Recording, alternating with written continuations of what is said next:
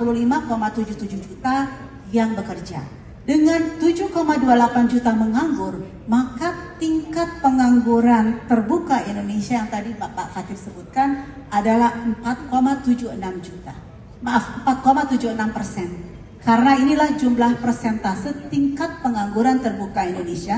Mohon di slide 15. Jadi kalau kita perhatikan Bapak dan Ibu, ini adalah tren tingkat pengangguran terbuka Indonesia dari tahun ke tahun semakin menurun. Dari secara kuantitas betul menurun. Jadi sekarang 4,76% dibandingkan dengan beberapa tahun sebelumnya.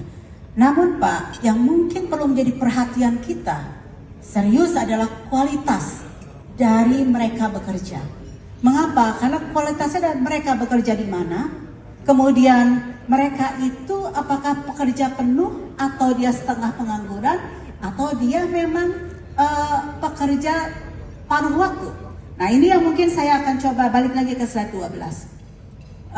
Di slide ini Bapak Ibu, yang sebelah kiri tolong di zoom in, yang sebelah kiri bawah, orang yang bekerja 145,77 juta itu, yang bekerja penuh 96,5 juta orang, naik memang 3,21 juta orang dibandingkan tahun lalu, tetapi Bapak Ibu masih ada puluhan juta orang yang dia bekerja paruh waktu, dan dia juga ada sekitar 11,7 juta orang yang memang dia statusnya adalah setengah menganggur.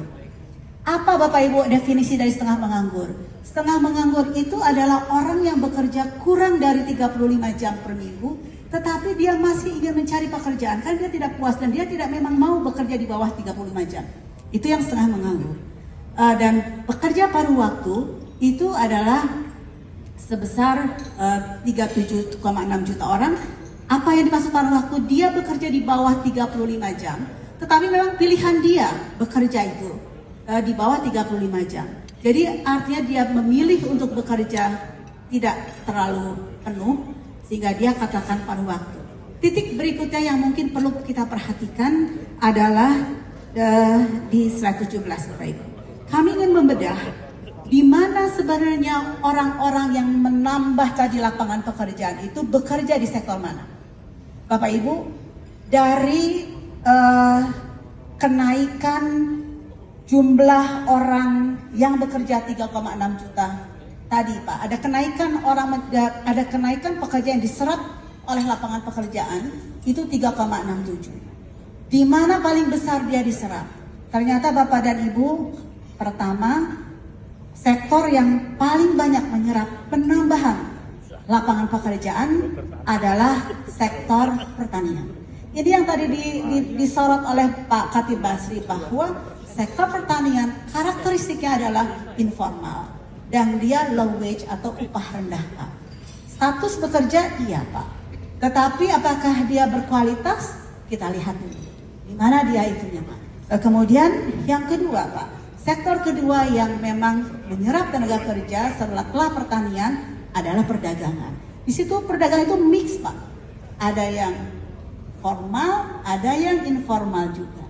Nah jadi titik-titik ini yang perlu menjadi perhatian Pak. Secara performansi makro bagus. 4,72% tingkat pengangguran terbuka. Ini adalah yang terendah sepanjang sejarah Pak. Sepanjang sejak tahun 1992 ini yang terendah. Tetapi mari kita bedah kualitasnya. Dan kemudian industri pengolahan saat ini Pak, kalau